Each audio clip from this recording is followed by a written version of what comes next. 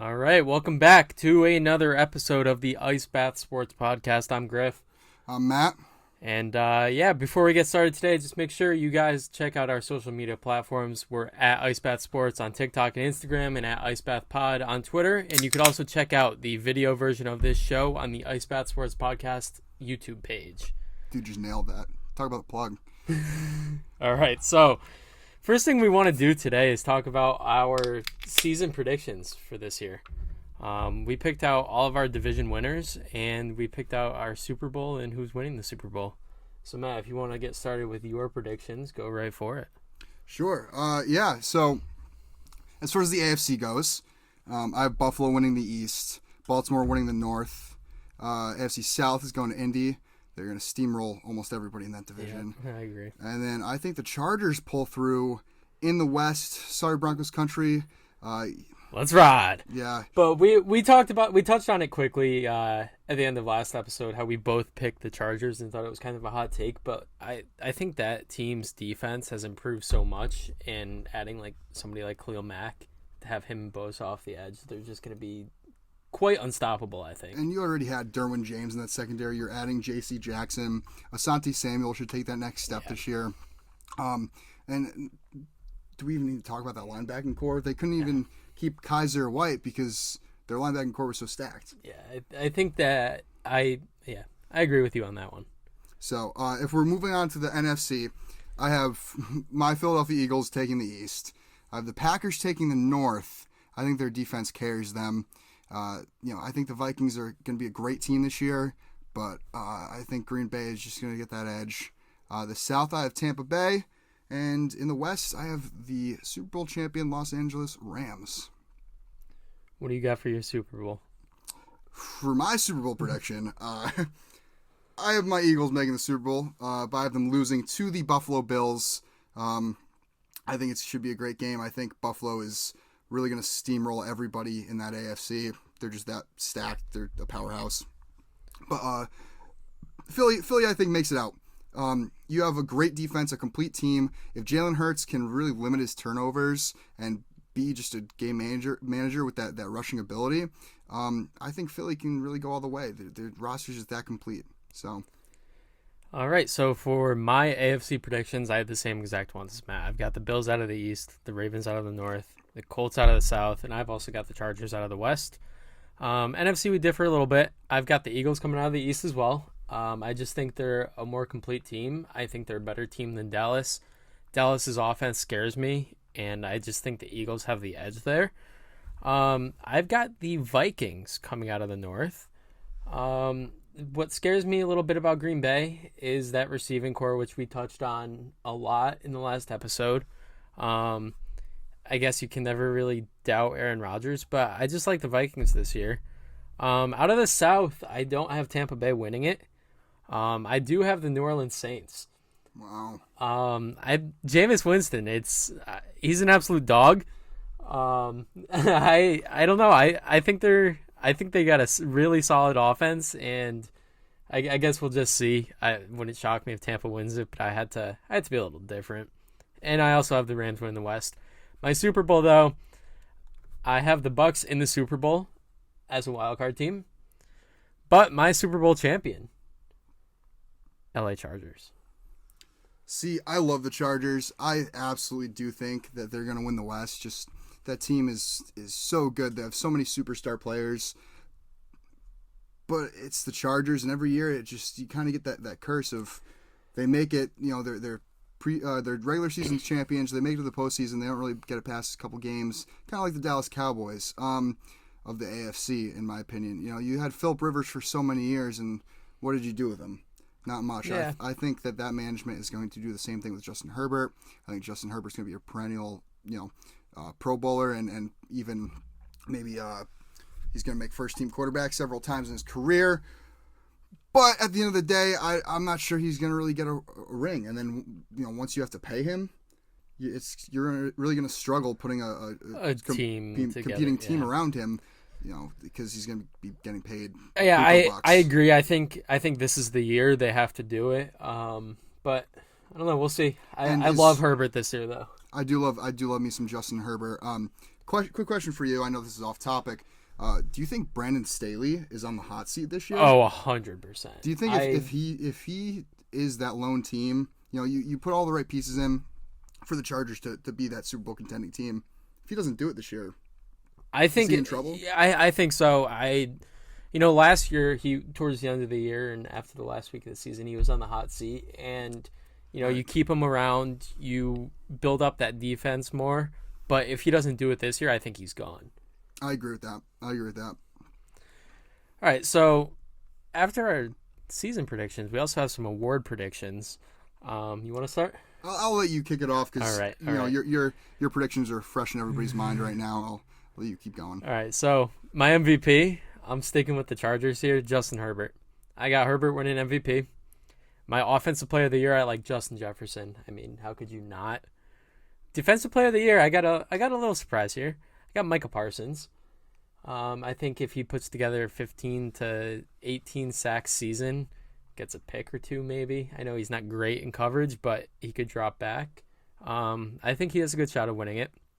Comeback player of the year, the obvious choice, I think. Maybe not too obvious, but it's for us. We both agree on this. Christian McCaffrey. I think C-Mac, if he could stay healthy, there's no way he doesn't win it. Offensive rookie of the year, I kind of switched mine up last minute. I saw that, yeah. But I am going Chris Olave out of my South winning New Orleans Saints. I liked Olave a ton out of college, and I think in this offense, you put him with Michael Thomas, who we also talked about last week. We haven't seen him play in 2 years, but I don't know. Chris Olave, I think he's poised for a big year. And defensive rookie of the year for my New York Jets, we got Sauce Gardner. I think he's going to be a lockdown corner. He didn't get targeted once in the preseason. Granted, preseason, but whatever. I think he's going to be a lockdown corner if he could get a couple picks here and there. I don't think he'll put up many, but I think he's got a shot. I will say I do want to try the sauce from Buffalo Wings as soon as that's released in our area. Yeah. That's going to be delicious. That is, that's get that on some Thursday buy one, get one free boneless wings. You can't go wrong there. All right. So as far as my award predictions, I too have my Super Bowl winning team as quarterback winning the MVP. I have Josh Allen as my MVP. I know that's kind of the consensus pick, but you look at the whole body of work there. I mean, who's poised for a better position than Josh Allen? I gotta go with my guy. I've loved him since he came out of Wyoming, and I think he's finally going to get the recognition he deserves this year. Offensive Player of the Year is the exact same as Griffin. I do have Justin Jefferson. I think he's also going to have a great year. You got all these reports coming out of camp saying that he looked unguardable, and he's just... I mean, even last year he was. Let's be honest, he was unguardable. Yeah, but like I don't think guys like Jair Alexander are going to be able to cover him this year. I completely agree. In the league. I think he's going to be on a level of his own when it comes to his route running ability. Yep. Defensive Player of the Year, I thought long and hard about this, but when it came down to it, I think TJ Watt repeats. I like that a lot. The guy, over the last, 3 seasons, is like so far above everybody else when it comes to sacks, like accumulative. I think he has like 20 more sacks than the next person. Yeah, it's ridiculous. He's so good. Christian McCaffrey is also my comeback player of the year. That offense in Carolina is going to run through Christian McCaffrey. It's going to be run CMC all day. It has to. It has to. I mean, if they want a chance at making a wild card spot, because I think that's what their ceiling is this year. Yeah. Even though they do have Baker Mayfield, I think Christian McCaffrey is the key to that happening. And as far as my offensive rookie of the year, I love this one. I love this guy. I've taken him in almost every fantasy league that we're gonna talk a little more about him later, but I have Dameon Pierce for the Houston Texans. This is a guy here that, again, we'll talk a little more about him later, but he's set up to have a really, really big season. No competition around him. He's got a solid offensive line. He's got efficient quarterback, I'd say, and he's just in one of these positions where there's there's no competition. He's going to come out. You look at Breece Hall, you got Michael Carter. You look at Kenneth Walker. You got Rashad Penny. Not Elijah. Yeah, not Elijah Penny. And I think without that competition, and on a team that's going to be looking to score a lot of points because they're going to be coming back from behind quite a bit. I think Dameon Pierce has himself quite a rookie season. Yeah, I agree. His backup running back's a 32-year-old Rex Burkhead. Right. They just cut Marlon Mack. I mean, he's got no competition. Which, I mean, come week 14, Rex Burkhead will get you 20 points in fantasy. Yeah. But, that's all he's really good for.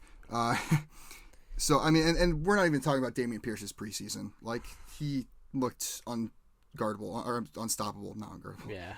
I mean, the offensive line looked unguardable, but... Yeah, but no, Pierce looked absolutely amazing in the preseason, so... Right. I love that pick, and especially after they cut Marlon Mack. When I saw you put that into the notes here, I was like, yeah, that's a solid pick right there. Yeah, and finishing off, we have our defensive rookie of the year, and for this, if I knew he was going to have an entirely healthy year, and I knew he was going to come out week 1 healthy, I'd go Kayvon Thibodeau for the Giants just because of what I've seen in the preseason, how dominant he was in college. But the injuries scare me, so I'm going to have to pivot a little bit from the Giants. I'm going to have to go over to Detroit with Aiden Hutchinson, number 2 overall pick. You know what, Griffin? I didn't know this until I saw it yesterday. You'd think I knew this in all my pre-draft scouting, but a lot of it. Yeah. Aiden Hutchinson's 6'7". Oh yeah, he's a big boy. I thought he was like 6'4", 6'5". Yeah, no, he's a big boy. I didn't realize how tall he was. Yeah. And you look at it like the camera angles in the draft, and he doesn't look like super tall because he's pretty slim. But with that reach, he's going to be unstoppable. And I mean, you got Detroit, who has always had a okay defense, solid defense. I think respectable defense. Yeah, he takes him to that next tier. Yeah, I agree. And I think he's going to be a sack machine. I think we get like 10 plus out of him his rookie year. Oh yeah, double-digit sacks easy. Yeah. And I think that's going to be what he needs. And then a close runner-up behind Hutchinson and Tibbs. I do want an honorable mention because I would not be surprised to see this guy be a sleeper pick. And that's George Karlaftis for the Chiefs. I could see him playing an instrumental role and really, really complimenting Frank Clark well over in Kansas City. I like Karlaftis a lot. He was a great athlete. Yeah. Just kind of one of those athletic freaks that wasn't completely polished at his position, but you kind of take the gamble on that guy. And I think the Chiefs got a good one there. Yeah, I mean, I was surprised to see him slip so far down, but I think the Chiefs really got themselves a diamond in the rough there. I'm not going to say similar to when T.J. Watt fell to Pitt, but I mean, because T.J. Watt is I'm not going to say generational talent because that term's thrown around all the time. I think he's a generational talent. T.J. Watt is something else. T.J. Watt is on another level, which is why I have him winning my defensive player of the year. So do you want to move on to our week 1 predictions? Because football starts pretty soon. We're 2 days away. 2 days away from when we record this right now. And, Buffalo and L.A. to start off. Yeah, Buffalo, L.A. You know what? I'm going to start it off. I'm going with the Rams at home. They're slight dogs right now at home, and I like the Rams to win this game. See, this is where I disagree with you because I have the Buffalo Bills and their super team.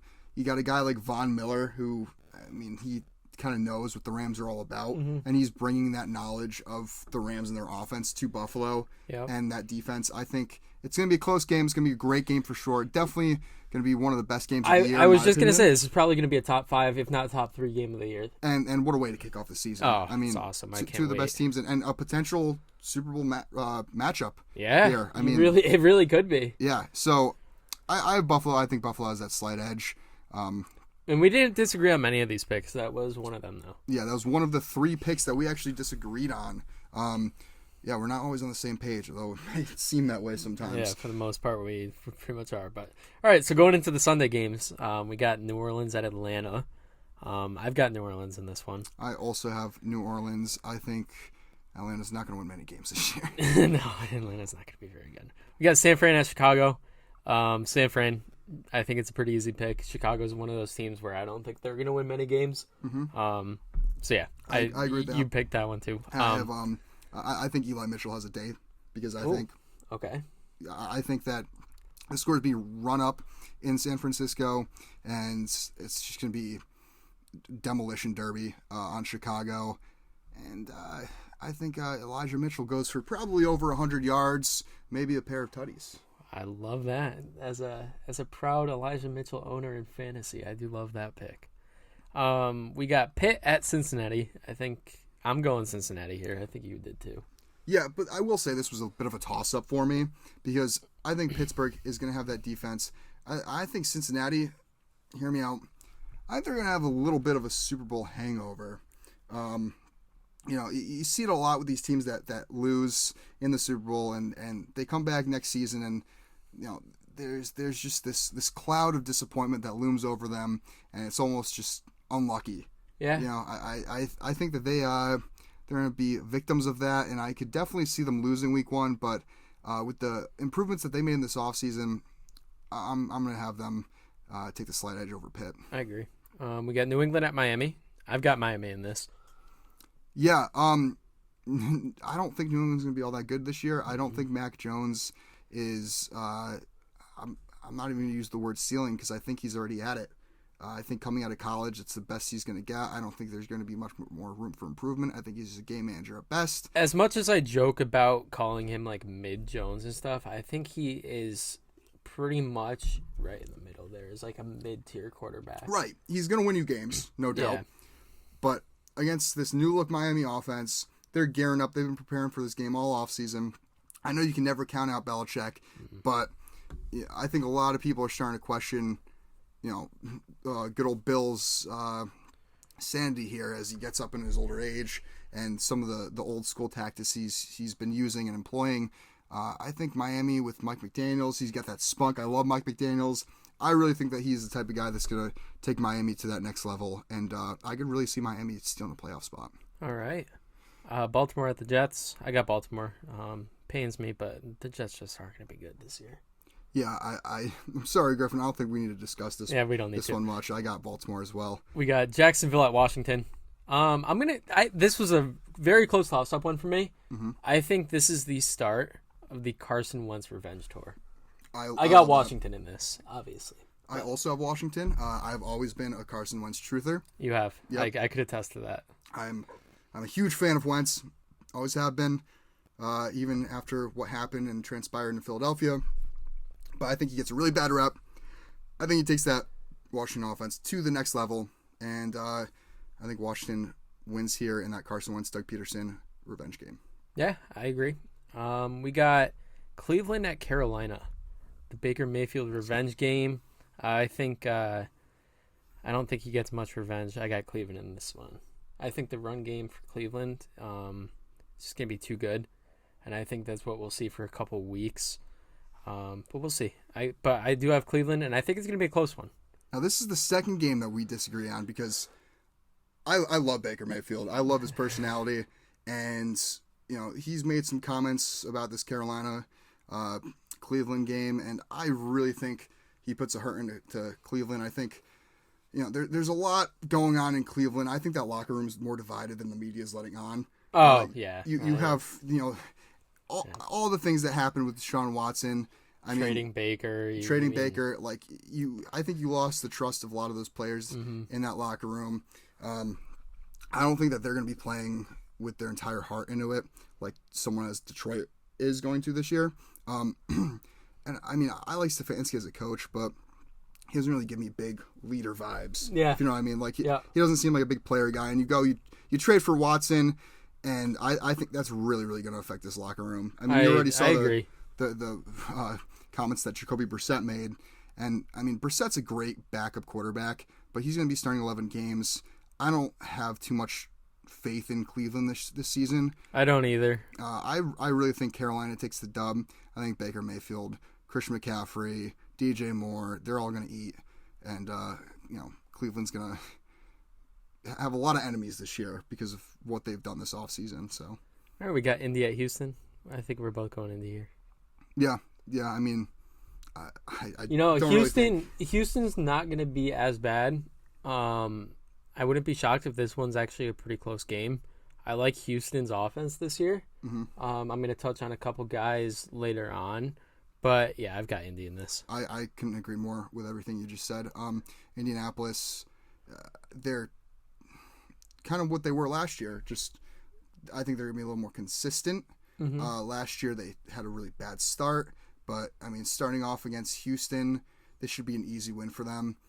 But, like you said, Houston... It should be, but Houston's Houston, got a little sneaky team, man. Right. I wouldn't be shocked if they win 5, 6, 7 games this year. No, not at all. I think Houston's going to be better than people are giving them credit for. Yeah. I think Davis Mills is a franchise quarterback. Thank you. Yeah, I can't see them overcoming Indianapolis. Frank Reich's a great coach. And although Indy always does start pretty bad, I think they get off to a good start here. We got your Eagles at Detroit. I'm going with the Eagles. Detroit's another one of those teams where I don't think they're going to be terrible this year. I think they're going to be really good. Yeah, I could see them. They're finishing third in the division. They'll finish above the Bears.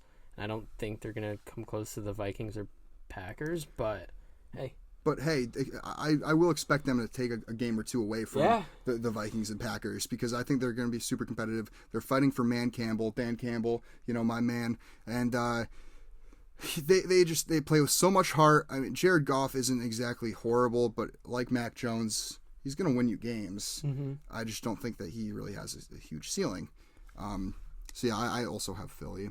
And we got the Giants at Titans. I'm going with the Titans here. I don't think the Giants are going to be good at all this year. Now, I think the Giants are going to be in that Houston-Detroit category. They're going to be better than people think. They're still not going to get to that level. I don't think Daniel Jones is the guy. I don't have faith in Daniel Jones.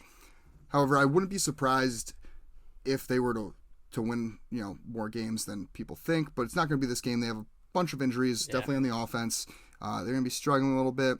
And I think they have the better coach and Vrabel there, so I got Tennessee. This next one I think could potentially be the second best game of the week, right behind the Bills and Rams game. We've got Green Bay at Minnesota. This is another one we disagreed on. I'm going Minnesota here at home, but I think it's a toss-up game. Yeah, the final game we disagree on is definitely warranted because you got two great teams. Green Bay does have that weekend receiving core. But their defense, they invested so heavily into this offseason that, I think the defense is going to carry them all throughout the season. And you have a great run game. I don't think the passing is going to be as much of a factor. I mean, look at like San Francisco the past couple of years.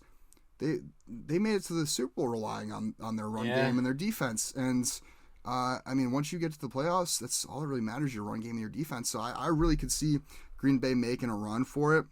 That's why I do have them winning their division and this game. I think Minnesota is going to be a great team this year, but I think Green Bay's defense is going to stifle everybody except Justin Jefferson. We got KC at Arizona. We're both going KC here. Yep.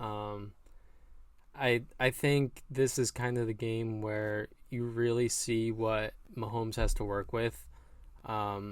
I think Sky Moore has a pretty big day, and Travis Kelce is going to have a monster day.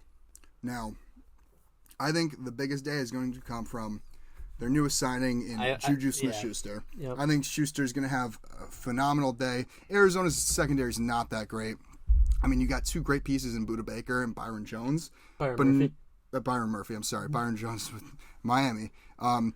Byron Murphy and Budda Baker are great players, but no depth behind that. I mean, Juju Smith-Schuster's going to have a day. He's going to work in that slot, and I think he has at least 7 catches, at least 70 yards, and probably a score. I mean, I would definitely start him this week. All right.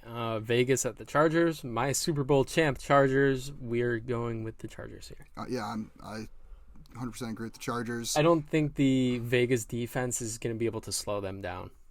Yeah, and I think Vegas could finish last in that division, honestly. Oh, I agree. You got their head coach there. How many Patriots head coaches or coaches from the Patriots head coaching tree really are that successful aside from Vrabel? Yeah. I mean, Josh McDaniels, great offensive coordinator, but I don't have much faith in him as an offensive minded head coach. Mm-hmm. And Vegas, you had so much happen last year, and they're trying to make a quick turnaround. I'm not a fan of Vegas this year. I think they take the L in LA. And then the Sunday night game, we got Tampa Bay at Dallas, which I think could be another very good game. I've got Tampa Bay, believe you do as well, right? Yeah, this is going to be an offensive explosion. Yeah. But Tampa's going to walk away with that Yeah. win. Dallas lost, a couple pieces on offense. Defense this offseason. Didn't really go through too much to replace it. And then the last one, Monday night, we got the Broncos at Seattle for the Russ revenge. Broncos country. Let's ride. We got Russ taking this one, and I think they'll dominate. Seattle's not going to win many games. Look for this a huge game out of Javonte Williams week 1. Yeah. And I think this is going to be Javonte Williams' like breakout game where he's going to be like, I'm the guy in the scene. Look at me. It's my show. Gordon's going to steal a couple carries, but we'll get into that later in the segment. So. All right, so real quick, we're going to throw together our parlay pick of the week. I'll start it off. I've got Rams plus 2.5, Saints minus 5.5, Eagles minus 4, and the Bucks money line for plus 1131 odds. I think the value is just there. The Rams being 2.5 point dogs on the road, I think that's. I mean, I get Buffalo's really good, but I think that value, you could even take Rams money line there, and then I like it. Yeah. So I thought really long and hard about my parlay pick this week. I have the Eagles money line, Washington money line, the Green Bay, Minnesota under 48, and Baltimore minus 7, coming in at plus 82.7 odds, which for those of you counting at home, if you bet $10, you're going to win $82.70. Eagles came out strong last season against the mid-team in Atlanta. I expect them to do the same thing here against Detroit. Washington's defensive line is going to dominate this Jags offense, in my opinion. It really comes down to Carson Wentz if he can lead this offense in this Doug Peterson revenge game. But I really do think Washington's going to snag that dub. Packers are going to need their defense to hold it together this season, like I said before. But I think it's going to be a tooth and nail match. I think it's going to be defensive heavy. I wouldn't be surprised if it's like a 23-20 final for Green Bay, Minnesota. And Ravens over the Jets. Sorry, Griff, it's the Jets. It's all right. They've really hurt a lot this preseason. Okay, we're good. We don't need to get into it. All right. So I want to talk about some fantasy sleepers real quick. Talking about the Ravens, I've got one right here. Devin Duvernay. He's going to be the returner. So in leagues that you get points for return yardage, great value there. But not only that, normally I wouldn't just draft a guy because they're a returner. Like, that's kind of stupid. Mm-hmm. But it sounds like he's going to be the wide receiver too there, right behind Bateman. And Duvernay, I just snagged on waivers today. We're in a 10-man league and it's deep. So in deeper leagues, he's still going to be there. I like Duvernay a lot. Yeah. Him and James Prochet, they're going to be kind of fighting for the wide receiver 2 role. And right now it looks like Duvernay. So I like Duvernay a lot. Another fantasy sleeper, we talked about the Texans offense real quick. We did, yeah. I like Nico Collins a ton. He's another guy that he's probably going to be the wide receiver 2 right behind Brandon Cooks. He's 6'4", 215 and ran a 4.40 at the combine. High weight speed, baby. Yeah. Last year he was more of a depth guy. Didn't really get many chances. But coming out of camp in preseason with actual reps, I think he could be a real playmaker in the offense. Yeah, I mean, I think he's been working with Davis Mills. I think he's going to have really good chemistry with Davis Mills. Yeah. I mean, that's the one thing that Houston did right this offseason, if anything, is keeping Lovie Smith. Mm-hmm. Because you're going to have, all these guys are going to know the system. You're going into year 2. Davis Mills going into his second year. Nico Collins going into the second year. I think Mills is going to have developed a lot better chemistry with Nico Collins, and they've already reported that him and Brendan Cooks are super close already. So I think that Houston offense definitely, like you said, is going to pop off. Which speaking of the Houston offense, you want to take it away? This is your guy. Go ahead. This was your pick for offensive rookie of the year, and I love it. I think there's one league where I don't own Dameon Pierce, and that is our next fantasy sleeper. Again, Texans released Marlon Mack, and that absolutely ended the RB1 competition. Yeah. Pierce is going to be the starting back. Like we mentioned before, you got Rex Burkhead, who's most likely going to get those third down reps. But Dameon Pierce, he had some insane cuts, great demonstration of his vision. in that backfield in those preseason games. Yeah. Obviously, it's preseason, can't look too much into it, but you can take a couple things away, and I think Dameon Pierce is going to be the biggest takeaway from this preseason. I wouldn't be shocked if he has the best season out of all these running backs. Like I said before, he's my offensive rookie of the year, so Yep. I like Dameon Pierce. Then one last one, I don't hear many people talk about him at all, is Curtis Samuel. Last year he was shut down. He only played in 5 games. He was shut down with injuries. That was his first year in Washington. Didn't really go as planned. Mm-hmm. But you look back to 2020 when he was still wide receiver 3, which I believe he will be in this offense. You got Terry McLaurin, you got Jahan Dotson. I think he'll be more of that gadget guy. I love little gadget guys as fantasy guys. Curtis Samuel reminds me a lot, just not as good, but a lot of another Samuel. He reminds me a lot of Debo. I think you could use Curtis Samuel on a lot of end arounds, little short screens, underneath routes, and I think he could be very effective. He showed that in 2020 as wide receiver 3 behind DJ Moore and Robbie Anderson. He had 77 catches for 850 yards. Only had 3 touchdowns, but I mean, I'd take that. Did he really have 77 catches for 85 yards? Wow. 850 yards. I'm sorry, 850 yards. My bad. I'm reading multiple notes at once. Yeah, no, but no, he had a really solid year. Last year I think he was still getting adjusted to Washington. He missed DJ Moore a lot. Him and DJ Moore were best friends, and I think he was a little bit out of his comfort zone, and then he got hurt and it ended his season. But I look for a bounce back. He's one of those guys where adding Carson Wentz into the mix in that offense, he's going to be a good playmaker. Right. I like Samuel a lot this year.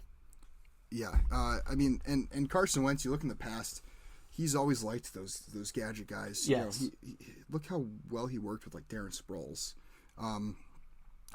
Somebody that lined up all over the field for Philadelphia, and now you have a taller version of him in Curtis Samuel almost. So I agree. I think Curtis Samuel's going to have a good year, and you're paying him so much money on that contract that Curtis Samuel's got to know, hey, if I'm not producing this year, like this is my livelihood, this is my career at risk. Yeah. Because it's going to go from the whatever. I think he's getting paid $10 million this year, right? So something like that, and he's going to get a bunch of $2 million contracts like Ty Montgomery. Yeah, almost. I agree. If he doesn't produce, so. You want to jump into some more social media questions? Yeah, so we posted, back before episode 1, asking all of your social media questions, and we got a couple more good ones. Some more came in. I know one was, what is fantasy football? Should we answer that one first? That was my girlfriend's question. Fantasy football is the reason why we don't talk on Sundays. That's like the best answer. Like, I don't know what to say. Like I'm not often left speechless, but that was good. All right, so or Monday nights or Thursday nights or sometimes now for Saturdays. The more serious questions. All right, so how valuable do you think T. Higgins will be in the Cincy offense lined up with Chase, Boyd, and Mixon out of the backfield? This is all yours to answer. Yeah, I like this a lot because I'm really high on T. Higgins still. I think he could finish the year as a low-end wide receiver 1 or high-end wide receiver 2. Mm-hmm. Last year, he only had 7 less catches and 18 less targets than Jamar Chase. Wow. Chase really blew him away, though, when 20-plus yard catches, 49-25, and touchdowns, obviously 13-6. But the reason why I like Higgins a lot is because Chase coming off that monster year, I mean, he's going to be doubled a lot. Whether it's help with the safety over the top, like I think that'll open up a lot of space for T. Higgins in those in-between routes down like the middle of the field. Tyler Boyd's going to be that slot guy and catch the underneath stuff. T. Higgins is going to have less yards and touchdowns than Chase again this year, I would assume, but the volume's going to be there, giving him a lot of value in PPR formats.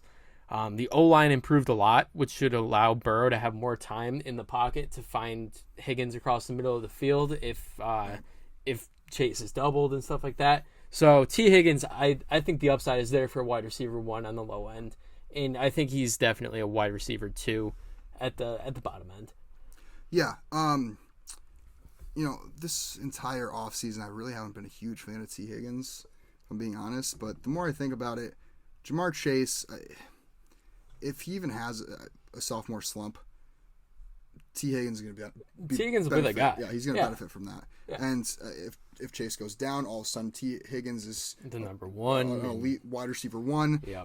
If Chase is double covered, you have T. Higgins as probably wide receiver one production. Yeah. There's a lot of good receivers this year. There's so much good receiver depth. Oh my God, yeah. But I think Higgins has a solid year. Do I like him at his ADP? Not a huge fan, because I'd rather get a guy like Keenan Allen, who I think is number one on his team and going to be a consistent, 8-10 catches a game. Yeah. But especially if you're in a dynasty format, T. Higgins is still a great pick, even with Chase. Yeah. I wouldn't get worried about Chase being there taking dynasty especially. Yeah. Because when it comes down to contracts in a couple years for T. Higgins, he's probably going to hit free agency. He probably gets a number one gig somewhere. Yeah, 100%. I don't think they'll be able to pay him and Chase wide receiver one money. So I mean, dynasty long term, T. Higgins is the guy, I think. Yeah. Yep. Next question: will Javonte Williams be a top 5 fantasy back this year? If not, where will he land? All right. So I'm pretty big on Javonte Williams this year. Mm-hmm. I'll take this question.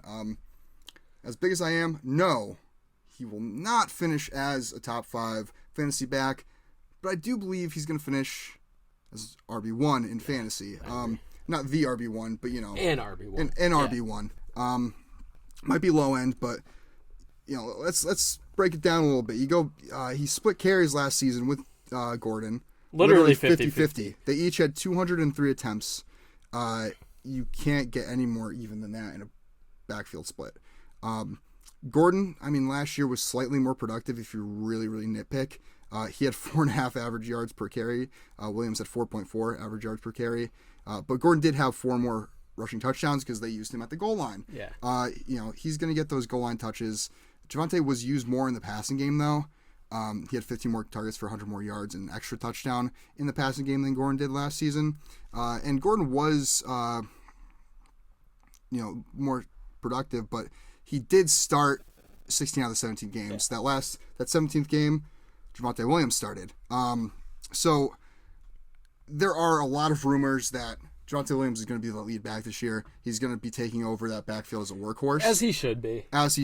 And Gordon's even come out and said, hey, I'm okay with being the backup. And well, I think I'm going to be. I think Melvin Gordon's the best backup running back in the league.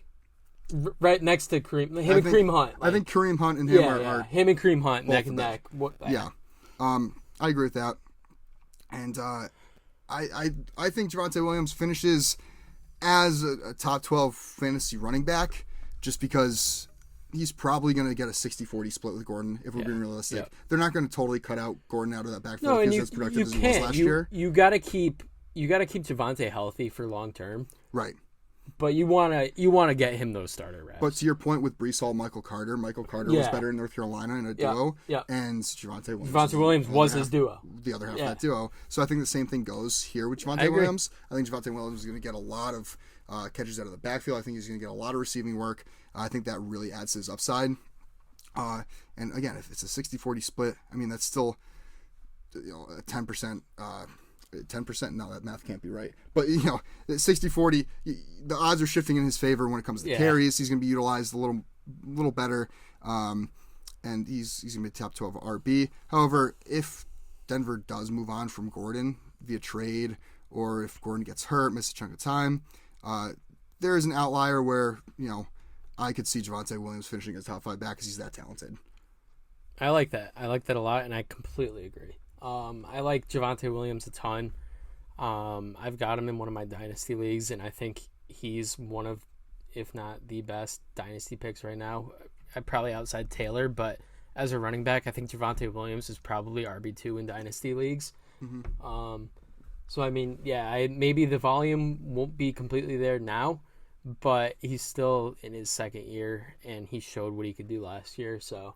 Right. I think long term, he's the running back. Whether Gordon's there or not, he'll still be the starter. But I think same way we were talking about Carter, like you said, I think Melvin Gordon still being there just increases Javonte Williams' value a lot. Yeah, I agree. And especially if you go to your keeper, your dynasty league, you should look at it as a good thing that Melvin Gordon's there because it's really helping out Javonte Williams' durability. He's not going to be running into the ground like someone like Najee Harris. Javonte Williams, I bet Javonte Williams has a longer career than Najee Harris just because he's being utilized, a little less, but still efficiently. And another thing I don't hate is if you do take Javonte Williams early, he's probably going second round, early second, mid second round. Right. I don't hate taking Melvin Gordon later on in the draft. Yeah, and I really am not a huge fan of taking cuffs. Yeah, neither am I. Unless that running back is in like a split backfield of some sort. Right. Like one league I have Aaron Jones, but I also have AJ Dillon. Yeah. Because I think Dillon's going to get primarily utilized in a rushing manner, while I think Aaron Jones could get split out wide. I've got a league where I took Kareem Hunt and I don't even have Chubb. Yeah. See if Chubb goes down, I think Kareem Hunt's an elite RB1. If they decide to trade Kareem Hunt, which could be possible if a team loses a running back and they need someone, you could go out and throw a pick to Cleveland for Kareem Hunt, and I think he's got great fantasy value because of that. Yeah. So, we do have a little more time, so I'm going to jump into a handful of players that I love this week, week one. I'm not going to go into hate because, no one needs hate in their lives. Yeah. Come on. Love, hate? No, get out of here. It's love only. Yeah. I love Baker Mayfield this week. I talked about it earlier. Yep. I think that revenge game against he's in Carolina, against Cleveland is really going to happen. I think he throws for, 3 touchdowns at the very least. Gabe Davis, another guy I love. Mm-hmm. I think Diggs being shadowed by Jalen Ramsey on Thursday is really going to open up the field for Gabe Davis. Huge Gabe Davis fan this year. I think opens up a potential breakout game early in this season for someone who's poised to have a great season. Yeah, I like that. I already discussed Juju Smith-Schuster and Eli Mitchell. Both, I think, just have really good matchups going to get utilized properly. And then another running back I'm really big on is Ramondre Stevenson. The James White era is over. And that leaves a large role open in New England. Those check down backs are heavily utilized with the Patriots. I expect Stevenson to take over this role and burst onto the scene against Miami. Yeah, I like that a lot. I mean, Dameon Harris had a little bit higher of an ADP than Ramondre Stevenson this year. I think Stevenson becomes their RB1. I all year long, I like Stevenson a lot. In all formats, I like him in PPR leagues, like you said, the little check down back. Yep. I think he has a solid year, and I do like that pick for having a great week against Miami. Yeah, and your Dameon Harris point, I mean, I think Ramondre Stevenson has a higher upside, but I do think Dameon Harris is going to be a touchdown-dependent RB4. Yeah, he's a touchdown-dependent flex. Yeah. I mean, flex at best. Yeah. I mean, that's if he scores a touchdown, because Ramondre Stevenson's going to get a lot of that receiving work. Yeah. And, just to complete that lineup, we're going to go tight end. I got Pat Freiermuth. What are your thoughts on Pat Freiermuth this year? I'm a big Pat Freiermuth guy. You've got Mitch Trubisky coming in as their starting quarterback, and we don't know how long he's going to start. Even if Kenny Pickett does come in and get some starts later on in the year, which I assume he will, I think Freiermuth is a good little he's a check down, he's a little blanket guy. He's somebody that the quarterbacks can rely on throughout the season. So I'm big on Freiermuth. I do think he's a little touchdown dependent in fantasy. I don't know if the volume will be there a ton because I think Najee Harris will get a lot more of the checkdowns out of the backfield. Mm-hmm. But, Freiermuth, touchdown dependent, he's a solid tight end pick. Yeah, I mean, he was, a second-round pick in the draft? Yeah. So they're going to use him. They're not going to waste a second-round pick on some guy that's going to block. That's my outlook on it. But also, I honestly love Pat Freiermuth's value even more if Kenny Pickett's starting. Because you know who rookie quarterbacks love? Tight ends. Tight ends. Yeah. Go to check down to the tight end. Yeah, so, I like that. But I think that's about all we got. Yeah, I'll do it for today. So enjoy this week of football. We've got some really good games coming up.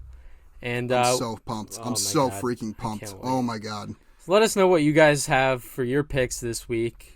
I guess we'll see you guys next Tuesday. We'll be back for another episode recapping everything throughout the week, and we'll talk about, some guys that could be out there on waiver wire, potential trade targets, although it's very early, but, you still got to keep an eye out. Yeah, and go to our social medias and, don't be afraid to comment what you want to see us talk about because, we love to hear from you guys. We want to put out content that, is going to be interactive and engage.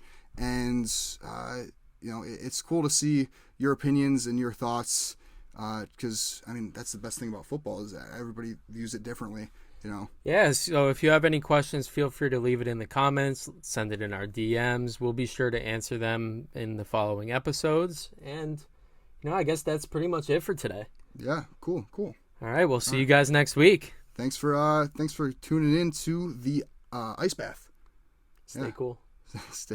Still not good, but it's getting better.